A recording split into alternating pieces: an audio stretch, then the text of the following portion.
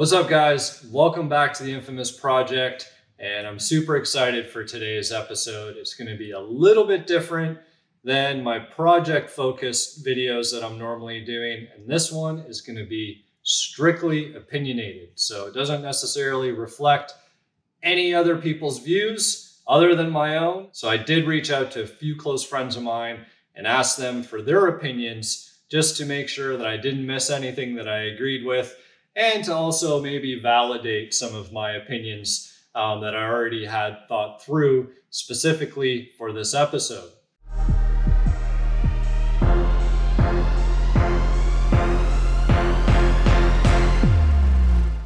So typically, I'm busy getting my hands dirty and wrenching on a lot of projects. As you can see, I got project tax returns sitting here next to me, and I figured I'd just take a quick little break so that I had something, I guess, a little bit more easy to edit so that I could drop a video this weekend for you guys. So I was thinking the other day when I was putting these 5.0 emblems on, and it kind of triggered me because a couple days before that, I was putting these door moldings on the car, and I know I am a very opinionated person. Now, I'm not judgmental. I believe that everybody who's an enthusiast and wants to do modifications to their Foxes or to their cars in general, you know what? I really don't care what you do. It might not be my taste, but that's okay. I still respect anybody who's an enthusiast and anybody who is doing something that makes them happy. And at the end of the day, that's the most important thing. And, when you're going through Facebook groups and on Marketplace and you're reading some of these comments, just of people's cars for sale, it blows my mind. And that's probably going to be another video that I want to do is why I don't like Marketplace. It's next level, but I'm going to save that one and that topic for another video because I'll probably go off on a tangent for an hour. And I think, just kind of think out some of my thoughts a little bit before I go ahead and stick myself in front of the camera for it. So anyways, we'll get back to today's topic. And today's topic is the 10 most hated Foxbody mods that I hate. So this isn't necessarily what everybody hates, and I'm not trying to speak for anybody else other than for myself. So I'm going to be running through a list of 10 today. So I'll start at the bottom of the list and work my way up to what I believe is the most hated thing that I come across when I see or I buy a Foxbody. Now, again, just because I hate it doesn't mean I don't like you or that I don't respect your car or what you've done or your efforts. It just means I wouldn't have done it. And if I had the ability to modify the car, I would have gone a different way. So don't take anything personally, because a lot of people out there, they don't like what I do. People hate body kits on coupes or sometimes on any LX Mustang for that matter. And while I'm sticking Dutch kits on a lot of the cars that I have, a lot of people don't like big wheels. They don't like extreme lowering. They don't like the blue headlights that I put in my silver car. So we all got to be able to, I guess, take some criticism here or there, but ultimately, as long as you, the enthusiast, is happy, and that goes for myself as well, that's all that matters. So for me, here are the 10 most hated things that I have for modifications on a Foxbody. All right, so I got my list. We'll start off with number 10. So it's an interior related item or items, and they are gauges galore. So if you have a pretty much stock 5-liter car and you're just driving around on the street and you have a 5-inch monster tack, shift light, and most importantly, or should I say annoyingly, is if you have that bezel that goes across the dash on the passenger side all filled up with gauges, that just drives me nuts. Like, there's no way that your eyes can look at the road, look at your gauge cluster, and then look at all of the gauges that you have that are across the passenger side of the dash. It's just not happening. And to go along with that, is having dead gauges in your cluster. If you're going to hook up another oil pressure gauge, a mechanical one, or another electrical or electronic one with a sending unit or temperature gauge, don't leave dead gauges in your cluster. Just drives me nuts. So there you have it. There's number 10. Number 9. Now, this one is kind of hard to explain to some people. And if you know, you know. And that is tire profile, sidewall, and sizing.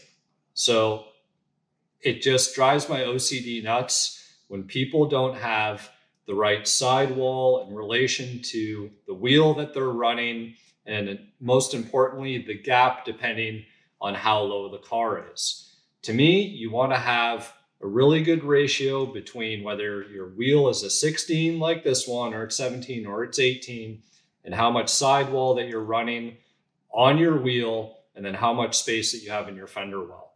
There's nothing worse where you have an oversized tire on your rim and your tire's rubbing, the inner fender, or it's rubbing the control arm, or it's rubbing the front part of the fender extension. Looks is everything at the end of the day. It's the first thing that everybody sees. And you would be amazed on what a difference having the proper profile and sidewall on your tire will make to the look and feel of your car. In fact, the sidewall can even raise or lower your Fox depending on what you're running in respect to your wheel and tire combination. So I'm going to touch on that on the video that I do on aftermarket wheels for Foxbody. That's another topic that I want to cover in an upcoming video. So stay tuned for that one. But yeah, having the right tire profile is extremely important. Even just having a nice tire that has a nice looking sidewall is extremely important too. Having your tire bulging out too far, your tire stretched, those are okay depending on what the overall look and feel and stance of your car is, but you have to do it properly. And one example of improper sidewall is actually on that 86 that I have parked out back. I'll show you a clip from that video so you can see exactly what it is that I'm talking about. Man, a 55 series tire on a 17-inch rim is just way too much profile. All right, guys, so for number 8 on most hated Foxbody mods, this one just gets my OCD going, alarm bells going off, and just drives me nuts. And that is when your exhaust tips and your exhaust, your whole catback, isn't aligned properly. So whether your one exhaust tip is higher than the other one, or maybe just even the points, the rotation of the tips isn't correct, or one is off and the other one is straight. And to add to that, even from the underside of your car, where you see your 2 Flowmaster mufflers or MagnaFlow, whatever it is that you run, typically with the Flowmaster, just because of the big boxy shape, you can always see them underneath the car when you're following your Fox or following somebody else's Fox. And guys, I know some of you are going to know exactly what I mean here. So you see the axle tube, you see the bottom part of the pumpkin right underneath that gas tank cover, and you'll see the 2 mufflers. And if one is sitting down lower than the other, or maybe rotated, I've seen them where actually both mufflers are rotated a little bit, maybe not with the Flowmasters, but in another design that's slimmer. And it can look okay as long as they're symmetrical and you keep them equal. The one Fox that I did actually was the 93 Project Blank. I had the exhaust shop redo those exhaust tips 3 times just because I wasn't happy of the angle and the profile of the tips. Even the side profile of the car, the tip at one point was like angled down. So whether you want to go straight or you want to go with a little bit of rake up, depending how the over axle comes, just make sure that they are the same. Number 7. If you guys have been watching my videos, you would have heard me complain about this numerous times, and that is when people remove the sway bars, especially the front one. There's so many cases that people, whether they're trying to save weight or they think they're a race car and they're just doing it in normal daily driven cars, and I do not understand it. Maybe the end links The bushings go out of them and people don't want to replace the end links. They just take the sway bar off or the bushings go. But yeah, that's no. And if you have your sway bar off and you don't want it, feel free to send it to me, especially if it's in good condition, because it seems like every single Foxbody that I've bought in the past year is missing the front sway bar. You'll notice that I'm sitting at a very strategic corner of this car because there's a lot of elements just in this corner that are covered on this list about the 10 things that I hate most on modified Foxes. So this one is actually aftermarket hoods, whether they're Cowl, Storm & Norman, Ram Air, any of those types. Cheap fiberglass hoods, and even to make it worse is with hood pins.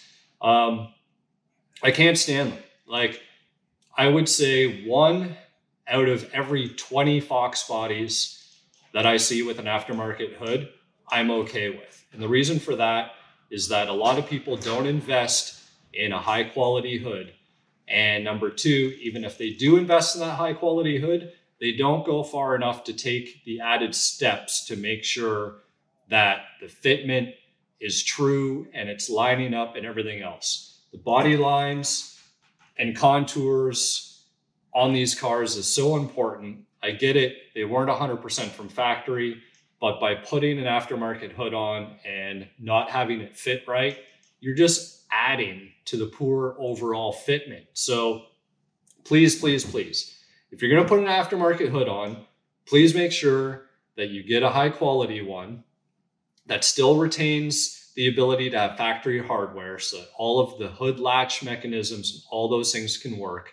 I get it. There's lots of nice, fancy, quick release pins and everything else, but we all know what happens when poor quality parts fail or we forget to lock things down or put our pins back in.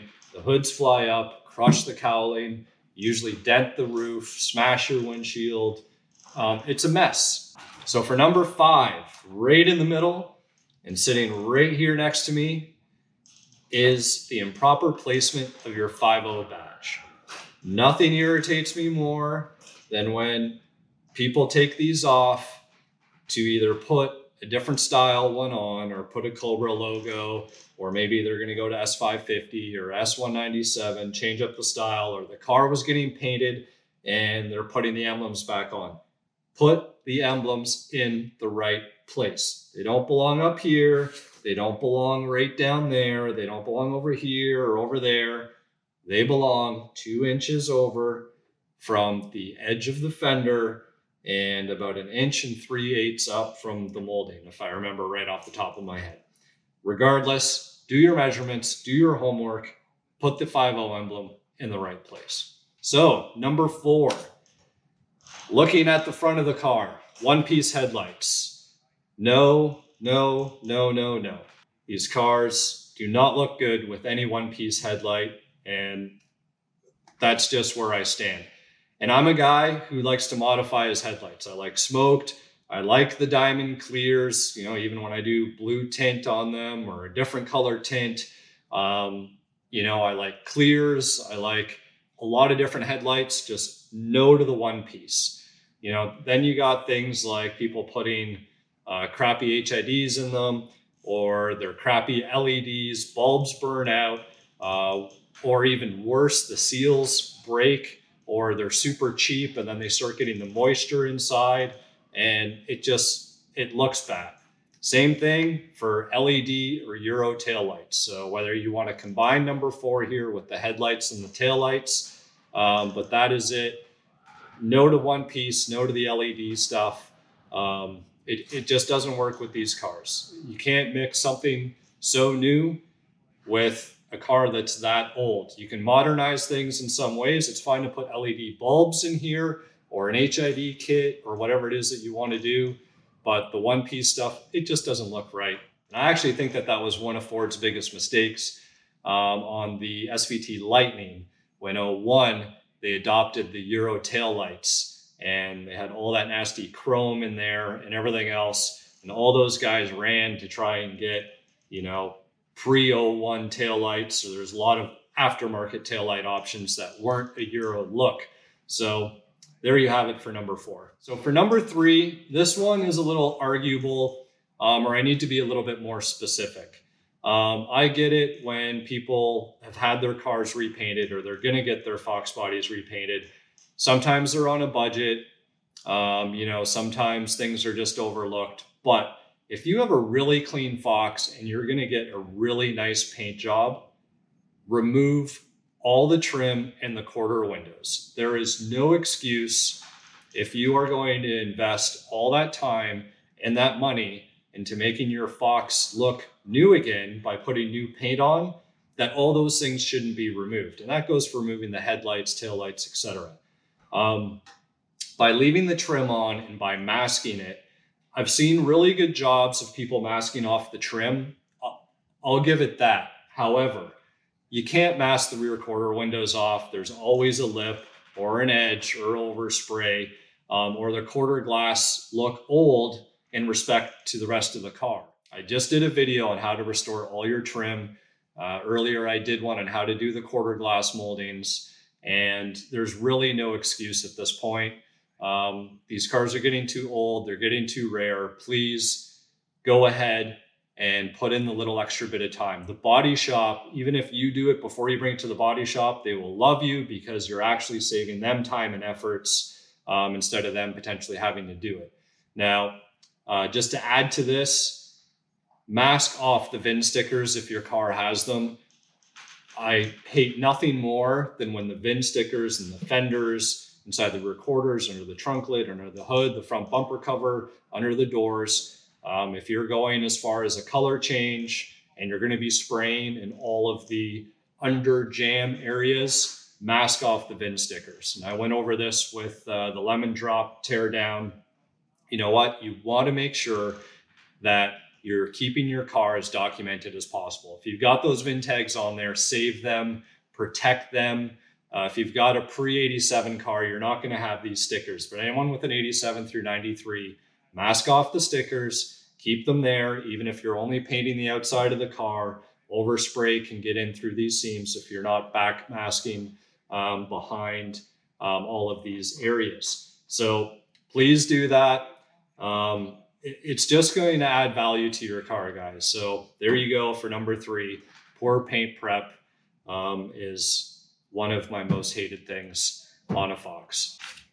Number 2. So this has always baffled me for the longest time, is when somebody converts their fuel injected Fox to carbureted.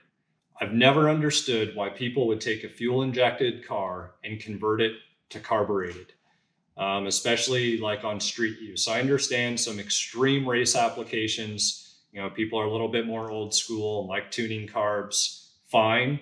But on street cars, there's really no excuse to say, hey, I'm going to pull off my upper and lower intake manifolds. I'm going to rip out my fuel pump. I'm going to change my distributor just so I can put a carburetor on. I don't get it. So the worst part about that swap is that then most people end up with dead gauges in the cluster. Then there's mechanical gauges and everything else. It's not for me. Words can't explain it. It just bothers me. If somebody has a good justifiable reason for it, please let me know why you would think so. But yeah, just no EFI to carb conversions. You should be going the other way, not going backwards. So the number 1 most hated Foxbody mod, in my opinion, and you guys might have already guessed it because I complain about this quite often, and I just did in, I think, 2 videos ago, and I'm sitting right next to them. Door moldings.